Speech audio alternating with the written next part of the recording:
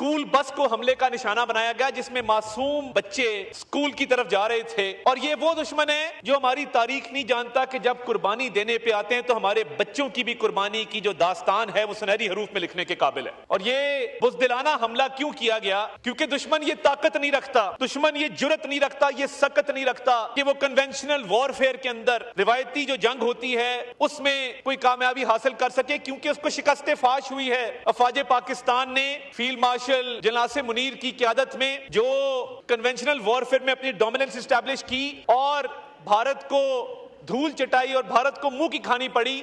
अब वो दुश्मन अपनी प्रॉक्सीज के जरिए पाकिस्तान पर हमलावर है। उसी बुज़दिल दुश्मन ने हमारे बच्चों पर वार किया। अलस सुबह बलूचिस्तान के जिला खुजदार में स्कूल बस को हमले का निशाना बनाया गया जिसमें मासूम बच्चे स्कूल की तरफ जा रहे थे। और ये वो दुश्मन है जो हमारी तारीख नहीं जानता कि जब कुर्बानी देने पे आते हैं तो हमारे बच्चों की भी कुर्बानी की जो दास्तान है वो सुनहरी हरूफ में लिखने के काबिल है।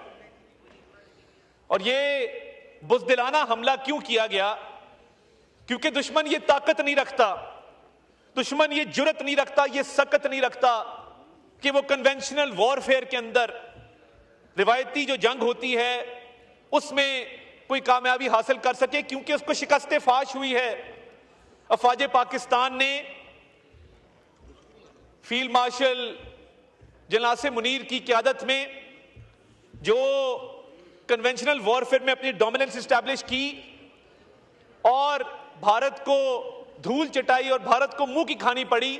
अब वो दुश्मन अपनी प्रॉक्सीज के जरिए पाकिस्तान पर हमलावर है।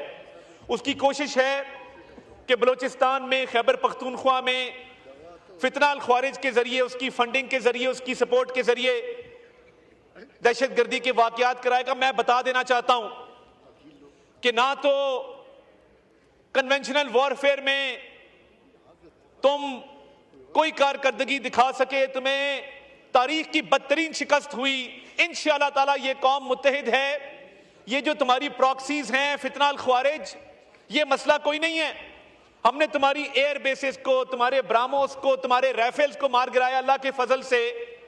तो ये जिस तरह चीफ साहब ने फरमाया था ये 1200 बंदे क्या कर लेंगे, तो ये जो आज बच्चों पे हमला किया गया इसकी भरपूर मजम्मत करते हैं इस हाउस की तरफ से, और इस अज़म के साथ कि ये पूरी पाकिस्तानी कौम भारत की प्रॉक्सियों को भी शिकस्त देगी और जल्द देगी इंशाअल्लाह ताला। ये जो टोलियों में फिर रहे हैं दहशतगर्द, जो समझते हैं कि हमारे बच्चों को निशाना बना के वो हमारा कोई नुकसान कर लेंगे, कान खोल के सुन लें कि जब तक दहशतगर्दी का खात्मा नहीं हो जाता, जब तक एक एक दहशतगर्द को जहन्नम वासिल करके ठिकाने पे नहीं लगा देते, इंशाअल्लाह ताला चैन से नहीं बैठेंगे। और आज का जो वाकया है ये इसका पता कराया जा रहा है। जो लोग इसके पीछे थे उनको कैफरे किरदार तक पहुंचाया जाएगा, और जो जख्मी हैं उनके लिए हम दुआ करते हैं कि अल्लाह ताला उनको जल्द सेहतयाब करे। कुछ बच्चे हमारे आईसीयू में हैं, कुछ बच्चे हमारे क्रिटिकल हैं, तो अल्लाह ताला उनको सेहत दे।